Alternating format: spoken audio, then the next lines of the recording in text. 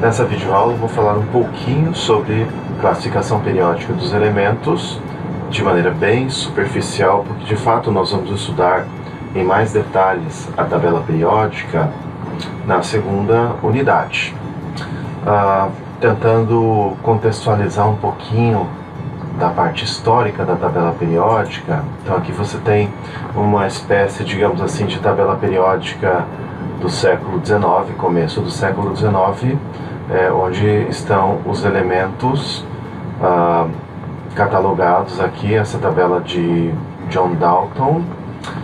Então o que eu posso reconhecer aqui? Isso aqui é prata, ouro, platina, mercúrio, hidrogênio, aqui está escrito azote, uma coisa assim, acho que deve ser nitrogênio, carbono, oxigênio, fósforo, e aqui são catalogadas as massas relativas. Eu acho que naquela época era a massa relativa ao hidrogênio, hidrogênio 1, aí tem lá o carbono, seria 5,4 vezes mais pesado do que o hidrogênio. Bom, é uma medida, uma estimativa da massa assim bem precária, né? Começo do século XIX. Depois disso, o trabalho mais importante é o trabalho de Mendeleev. 1869 haviam aproximadamente 60 elementos químicos. Essa não é a tabela periódica da época. A tabela periódica da época se deve ao trabalho desse cientista russo, principalmente Dmitry Mendeleev. Só para ter uma ideia, ele é um dos 14 filhos de uma família. O pai dele era professor, ficou cego, morreu. A família teve bastante dificuldade financeira. Bom, ele foi professor de química em uma universidade russa, se não me engano, Universidade de São Petersburgo. A proposta de tabela periódica dele tem um desenho aí, provavelmente num monumento em homenagem a esse cientista. O interessante da tabela periódica dele é que na época haviam aproximadamente 60 elementos químicos, mas ele previu a descoberta de vários elementos químicos e as previsões bateram com as características desses elementos quando eles foram então descobertos.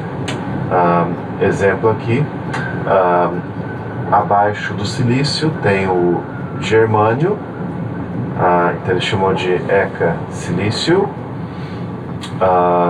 e aqui tem as propriedades previstas por Mendeleev, e aqui as propriedades de fato observadas quando o germânio foi descoberto. Então o Mendeleev foi um dos pioneiros na classificação dos elementos químicos, na criação da tabela periódica, e também teve o mérito de prever a descoberta de alguns elementos químicos e prever as suas propriedades. Por exemplo, o cloreto do germânio seria alguma coisa XCl4, então GeCl4 foi o que se constatou. Mas vamos à tabela periódica contemporânea. Na tabela periódica contemporânea nós temos aqui, vamos contar, 1, 2, 3, 4, 5, 6, 7 linhas. Então cada linha da tabela periódica, cada linha que você pode ver aqui, é um período, cada coluna é uma família. Então repare que você tem 18 colunas no total, 7 linhas no total. O primeiro período tem 2 elementos químicos, o hidrogênio e o hélio. O hidrogênio, a rigor, deveria estar aqui no meio, porque o hidrogênio não tem quase nada em comum com esses elementos da família 1, ou 1A, como se dizia antigamente. O segundo período tem 8 elementos, o terceiro período tem 8 elementos, o quarto período tem 18, quinto período 18 elementos, sexto e sétimo períodos tem 32 elementos, mas essas duas linhas aqui de elementos pertencem, a rigor, ao sexto e ao sétimo período da tabela periódica. A parte de configuração eletrônica dos elementos da tabela periódica nós não vamos ver agora, isso é assunto da próxima unidade. Então nós temos 18 colunas e 7 linhas, que eu já expliquei. Hidrogênio aqui, que seria um não metal. Esses aqui também são não metais. Essa região aqui você tem os não metais, aqui você tem os semimetais, e aqui você tem os metais. Então vamos ver lá. O hidrogênio não é metal, então é não metal.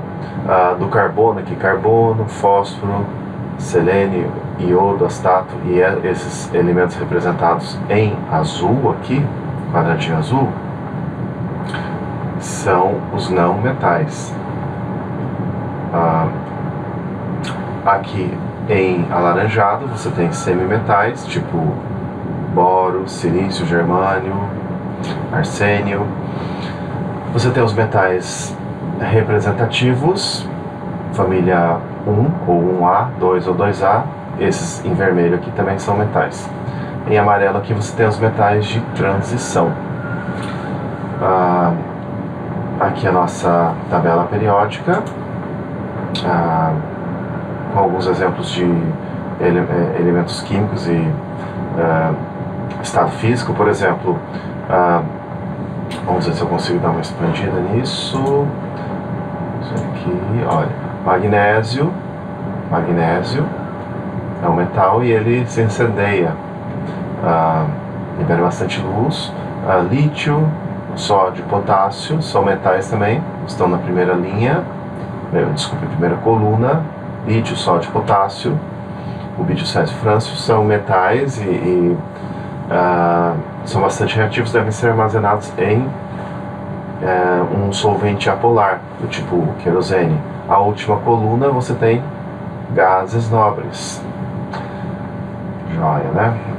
O que eu poderia falar um pouquinho mais sobre esses elementos? Bom, dos elementos representativos aqui, a família 1 e 2, ou família 1A e 2A. Vamos ver aqui. Família 1A e 2A tendem a perder um elétron para se transformar em um cátion monovalente, família 1A, e 2 elétrons, cátion bivalente. Acho que é melhor eu escrever para não causar confusão, né? Então vamos pensar nesses elementos da família 1A e na família 2A. Então você tem lá, por exemplo, lítio, sódio, potássio, família 1, ou como nós falávamos antigamente, 1A. São os metais alcalinos. Eles têm um elétron de valência. Se você não sabe o que é valência ou camada de valência, então você tem que procurar saber isso. Você deveria ter aprendido no ensino médio.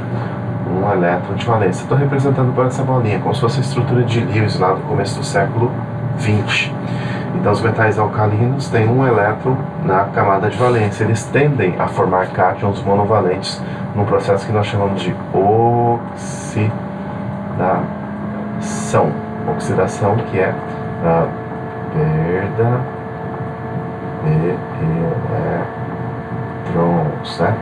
Perda de elétrons. Então você tem lá, por exemplo, o sódio tem um elétron na camada de valência, ele perde esse elétron e se transforma num cátion.